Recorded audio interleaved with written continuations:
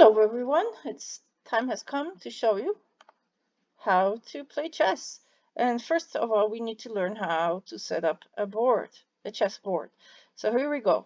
You have to know that chessboard is 64 squares and has light and dark squares.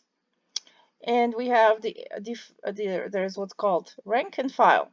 So files are letters A, B, C, D, E, F, G, H, while the ranks are numbers 1, 2, 3, 4, 5, 6, 7, 8.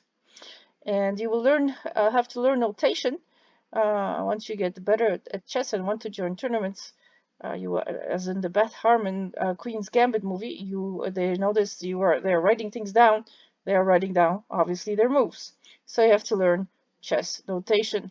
And these letters and numbers help you do that. Like H1 would be the H1 square. G1, G2, G3, G4, G5, G6, G7, G8. So then all you would do is add like knight to G3. I mean knight to whatever square is going. So also it's very important, many times your board will not have these letters or numbers. You'll just have to remember that it is. So what these files and ranks are named.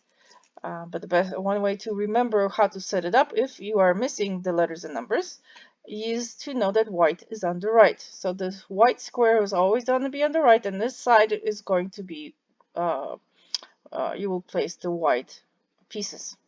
And the pieces are composed of pawns, knights, bishop. Yes, what is this called? Do you remember? Do you know? I want to call it a tower. It's not a tower. It's a rook. R-O-O-K. Anyway. And of course, this is the queen, the king. So, again, the pawn, the knight, the bishop, the rook, the queen, and the king. And with the knight notation that you might notate, it's always going to be a capital letter, but are you going to put a K there? No, you are not going to put a K for a knight. Why? Why do you think? Think about it. Yes, indeed, because K is reserved for the king only.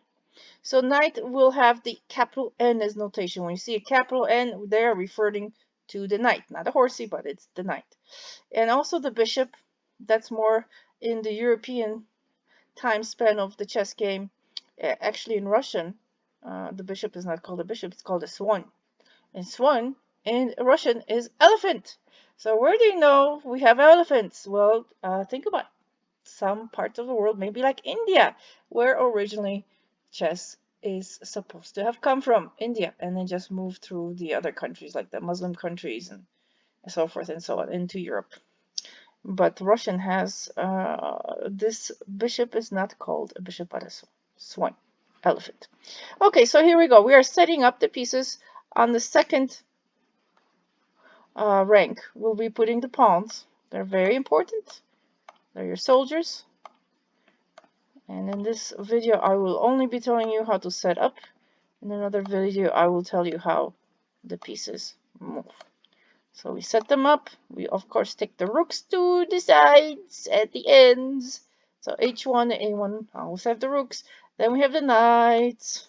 We put the knights, then the bishop, and the other bishop. Notice this bishop is on the dark square. This bishop is on the light square. Remember that when I'll explain to you how pieces move. Then, of course, where do we put the queen? Well, very easy, my dears. The queen will always be on the colorful dress. So this is white and this is white. It will be on the white or the light square. And, of course, we cannot forget the almighty king.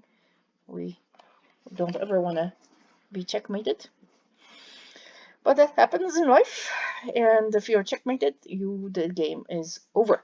And so again, we also do the same thing on the other side. We put in the pawns on the seventh file, like this. Voila. And then we have the rooks at the ends. Doesn't matter what order you do this, just where you place them is important.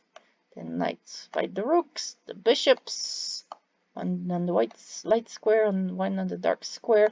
And of course, the queen is black or dark. So we will put the black queen on the black square. and then the king on the light square next to her.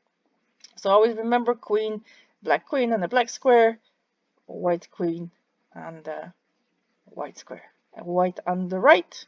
Start memorizing this board. It has 64 squares. Remember this diagonal will have all white, dark squares. So A1, B2, C3, and so forth. And this diagonal will have all light squares, for example. Then we have little squares within squares. That's going to be important for you when you're going to learn about how the knight moves.